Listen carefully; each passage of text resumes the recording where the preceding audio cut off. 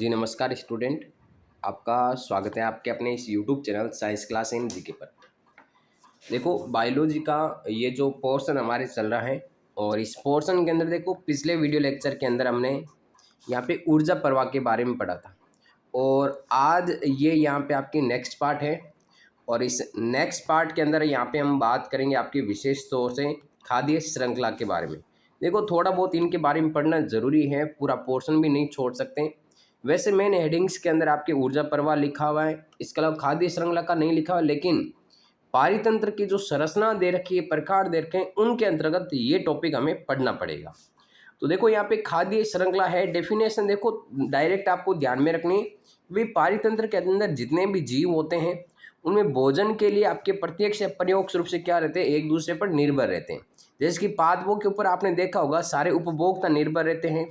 इस प्रकार क्या होता है आपके पारितंत्र में भोज्य पदार्थों के स्थानांतरण के लिए उत्पादकों से उपभोक्ता की तरफ एक श्रृंखला का निर्माण हो जाता है, उसे क्या कहते हैं हम यहाँ पे खाद्य श्रृंखला।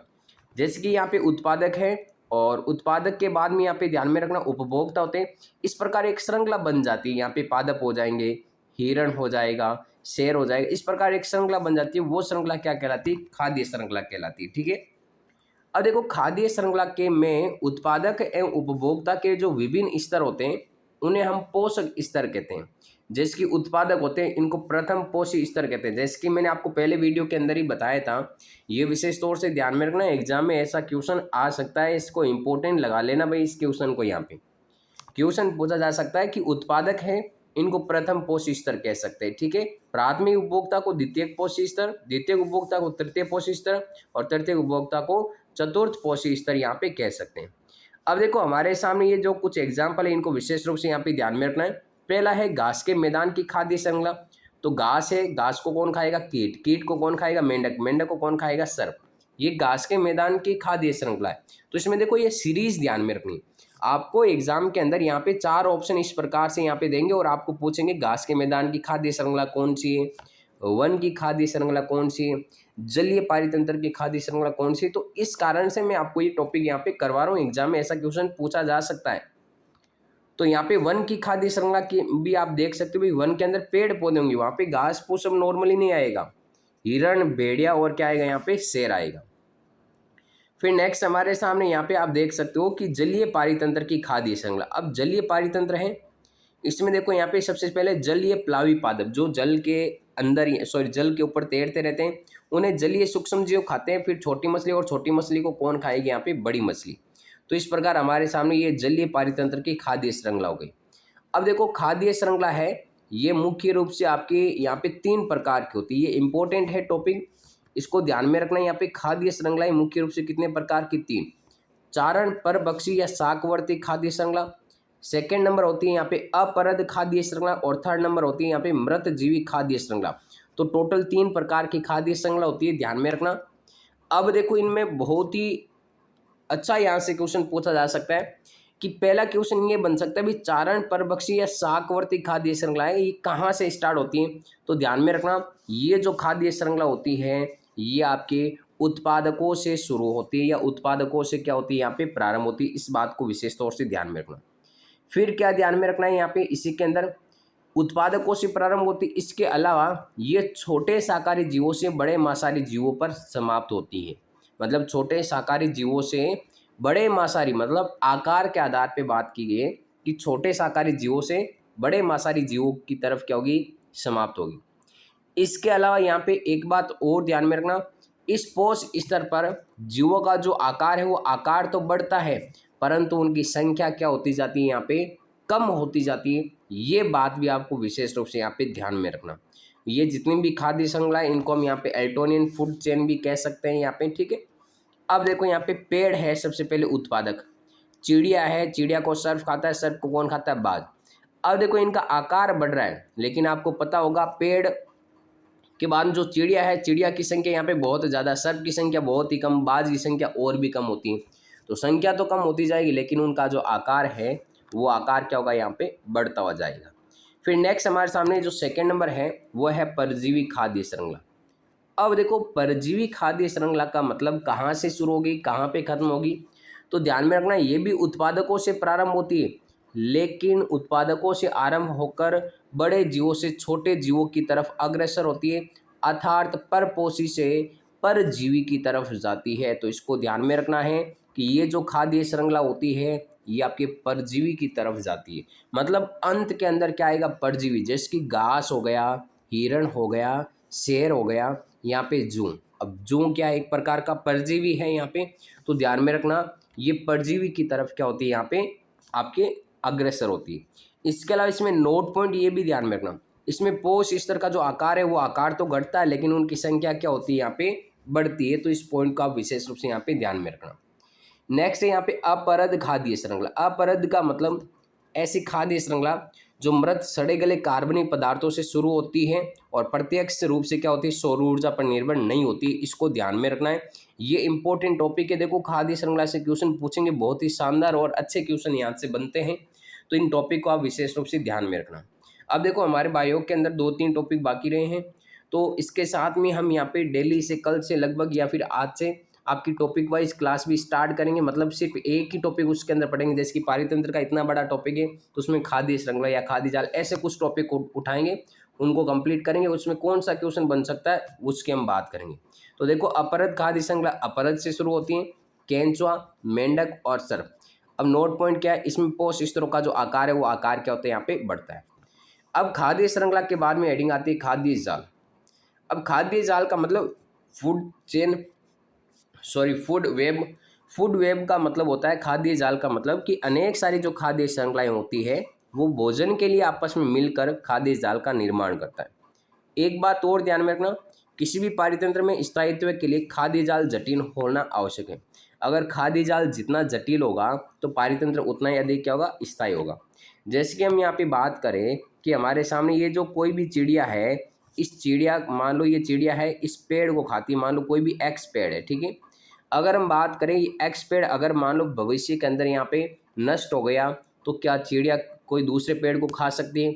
मानो कि हम ये एक्स पेड़ के ऊपर ही जीवित रह सकती है, चिड़िया किसी वाई पेड़ के ऊपर जीवित नहीं रह सकती। और अगर एक्स पेड़ यहाँ पे वर्तमान के अंदर फ्यूचर के अंदर अगर नष्ट हो गया तो ये चिड़िया भी क्या हो जाएगी यहाँ पे नष्ट।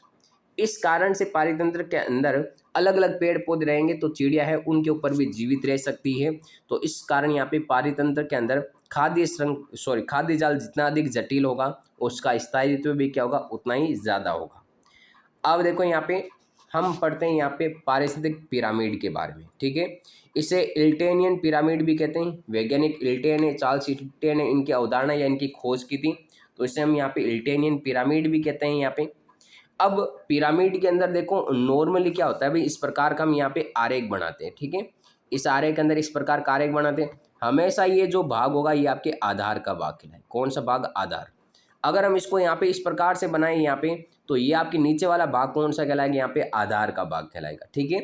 तो अगर सीधा बनाओ चाहे उल्टा बनाओ, सबसे नीचे का भाग कौन सा कहलाएगा? आधार। और आधार के अंदर हमेशा आपके उत्पादक होते हैं। हमेशा किसको रखना है? नीचे यहाँ पे उत्पादकों को रखना है। एग्जाम में क्वेश्चन पूछा जाता है यहाँ पे कि अगर यहाँ पे पारितंत्र उल्टा है तो उसके आधार भाग में क्या आएगा? तो आधारी भाग में भी उत्पादक क्यों होंगे, ठीक है। तो इस बात को आप विशेष रूप से यहाँ पे ध्यान में रखना। अब देखो पिरामिड 3 प्रकार के होते हैं। सबसे पहले जैव संख्या के पिरामिड। देखो कभी भी जैव संख्या के पिरामिड के अंदर क्वेश्चन क्या पूछेगा, एक तो आपको इनकी डेफिनेशन नहीं पूछ सकता, वो पूछेगा घास के मैदान का, वन, तालाब, खेत का पिरामिड हमेशा कैसा बनता है जैव संख्या के अंदर। तो जैव संख्या के अंदर घास का मैदान, वन, तालाब, खेत का पिरामिड हमेशा कैसा बनता है? यहाँ पे सीधा। जबकि एक अकेला वृक्ष, परजीवी खाद्य श्रृंखला का पिरामिड हमेशा कैसा बनता है? यहाँ पे उल्टा बनता है। इस बात को नोट कर लेना और इसको इम्पोर्टेंट यहाँ पे लगा लेना। इसको इम्पोर्टेंट कर लेना यहाँ पे कि भाई हमारे सामने, इसको उदाहरण की तरह आप समझ सकते हो कि भाई हमारे सामने ये 2 पिरामिड बने हुए, एक तो सीधा पिरामिड बना हुआ है और एक कौन सा यहाँ पे उल्टा पिरामिड है। सीधी सी बात है, घास का मैदान, टिड्डा खाएगा घास को, मेंढक खाएगा, सर्प खाएगा। तो अब घास का मैदान बहुत बड़ा होगा, टिड्डे की संख्या कम होगी, इनका भार धीरे धीरे क्या होता जाएगा यहाँ पे कम, संख्या क्या होती जाएगी यहाँ पे कम। तो इसमें आपकी जो जैव संख्या का पिरामिड होगा ये तो क्या बनेगा? सीधा। लेकिन वृक्ष है, फिर चिड़िया है, फिर सूक्ष्म जीव। आपको पता होगा सूक्ष्म जीवों की संख्या बहुत सारी है। एक ये पेड़ है, मान लो इस पेड़ के ऊपर आपने देखा होगा मान लो 10 से या फिर 5 चिड़िया बैठी रहती। अब इन एक चिड़ी के अंदर मान लो कि 2 सूक्ष्म जीव है, तो आपकी 5 चिड़ी के अंदर 10 सूक्ष्म जीव, मतलब इनकी उत्तरोत्तर संख्या धीरे धीरे बढ़ रही है, तो इसका इनका पिरामिड कैसा बनेगा, उल्टा। जिसकी संख्या ज़्यादा तो उसका यहाँ पे जो बॉक्स होगा वो भी क्या होगा, यहाँ पे ज़्यादा बड़ा होगा। तो ऐसे आप यहाँ पे समझ सकते हो। तो अकेले वृक्ष का या परजीवी खाद्य श्रृंखला का जो पिरामिड होगा जैव संख्या का, वो हमेशा उल्टा बनता है। फिर हमारे सामने यहाँ पे जैव बार। देखो जैव बार के अंदर डेफिनेशन ध्यान में नहीं रखनी, लेकिन जो मैं पॉइंट बता रहा हूँ वो 100% ध्यान में रखना। कौन सा सर? क्योंकि स्थलीय पारितंत्र का पिरामिड हमेशा सीधा बनता है, वो भी किसमें, जैव बार के अंदर स्थलीय पारितंत्र का जो पिरामिड है हमेशा सीधा बनता है। एग्जाम में इनमें से क्वेश्चन पूछा जाता है, ध्यान में रखना। जबकि जलीय पारितंत्र के अंदर जैव बार का पिरामिड कैसा बनता है, आपके उल्टा। रटना नहीं है, चीज़ों को मैं समझा रहा हूँ यहाँ पे, उस तरीके से आपको चीज़ें समझनी। कैसे भाई, हमारे सामने ये प्लावी पादप मतलब जल की सतह पर तैरने वाले पादप हैं। अब प्लावी पादपों को कौन खाएंगे, जलीय कीट खाएंगे। जलीय कीट को कौन खाएगी, छोटी मछली। मान लो उस जल के अंदर या जलाशय के अंदर 10 जलीय कीट हैं और छोटी मछलियों की संख्या मान लो 5 है, तो एक मछली कितने कीट खाएगी, 2। तो उन दोनों का भार किसके अंदर जाएगा, एक मछली के अंदर जाएगा। अब मान लो छोटी मछली 5 और बड़ी मछली मान लो 2, तो वो क्या, सॉरी 3, मान लो आपके 3 यहाँ पे बड़ी मछली, तो बड़ी मछली क्या करेगी, इन छोटी मछलियों को खाएगी। तो मान लो एक तो खाएगी नहीं, ज़्यादा से ज़्यादा 2 या फिर 1.5 खाएगी। तो ऐसे में उन मछलियों के अंदर, बड़ी मछलियों के अंदर इसका भार क्या होगा, यहाँ पे बढ़ जाएगा। ठीक है, तो इस प्रकार से ध्यान में रखना, जलीय पारितंत्र के अंदर जो जैव भार का पिरामिड होगा वो उल्टा, जबकि स्थलीय पारितंत्र के अंदर कैसा बनता है, यहाँ पे सीधा। अब ये ऊर्जा का पिरामिड। अब ऊर्जा के पिरामिड के अंदर आपको ध्यान में रखना है कि हमेशा ऊर्जा का पिरामिड कैसा बनता है, सीधा। ये मैंने आपको पहले भी समझा दिया था। तो ऊर्जा का पिरामिड कैसा भी पूछे, जैव भार के अंदर या जैव संख्या के अंदर ऊर्जा का पिरामिड पूछे, तो वो हमेशा कैसा बनता है, यहाँ पे सीधा। अब देखो नेक्स्ट हमारे सामने यहाँ पे पोषण चक्र। क्या है यहाँ पे, पोषण चक्र, मतलब जो भी आपके पारितंत्र के अंदर पोषक घटक है उनका गतिशीलता को क्या कहते हैं, यहाँ पे पोषण चक्र। पोषण चक्र 2 प्रकार के होते हैं, ध्यान में रखना। एक तो गैसीय चक्र और एक कौन सा, औषधि चक्र। एग्जाम में पूछा जाता है गैसीय चक्र कौन कौन से, कार्बन, हाइड्रोजन और ऑक्सीजन, क्योंकि ये गैस के रूप में पाए जाते हैं, इस कारण इनको गैसीय चक्र। इसके अलावा यहाँ पे औषधि चक्र जो चट्टानों के अंदर होते हैं संग्रहण के रूप में, जैसे फास्फोरस और सल्फर, तो ये फास्फोरस और सल्फर औषधि चक्र कहलाते हैं। जबकि गैसीय चक्र कौन से हो जाएंगे, यहाँ पे कार्बन, हाइड्रोजन, ऑक्सीजन। तो ये गैसीय चक्र और औषधि चक्र विशेष रूप से ध्यान में रखना भी कौन से होते हैं। यहाँ से क्वेश्चन डायरेक्ट पुटअप हो सकता है, एग्जाम में आपको पूछेगा कि निम्न में से औषधि चक्र कौन सा होगा, कार्बन चक्र, हाइड्रोजन चक्र, ऑक्सीजन चक्र और एक पूछेगा सल्फर चक्र। तो ध्यान में रखना सल्फर चक्र है ये आपके औषधि चक्र होता है। ठीक है, तो इस बात को विशेष रूप से यहाँ पे ध्यान में रखना। बाकी जो चक्र है ये हम PDF के द्वारा नेक्स्ट क्लास के अंदर पढ़ेंगे। वीडियो कैसा लगा वो आप कमेंट्स जरूर करना, और इसकी जो PDF है वो मैं आपको व्हाट्सएप ग्रुप, टेलीग्राम ग्रुप के अंदर सेंड करता हूँ।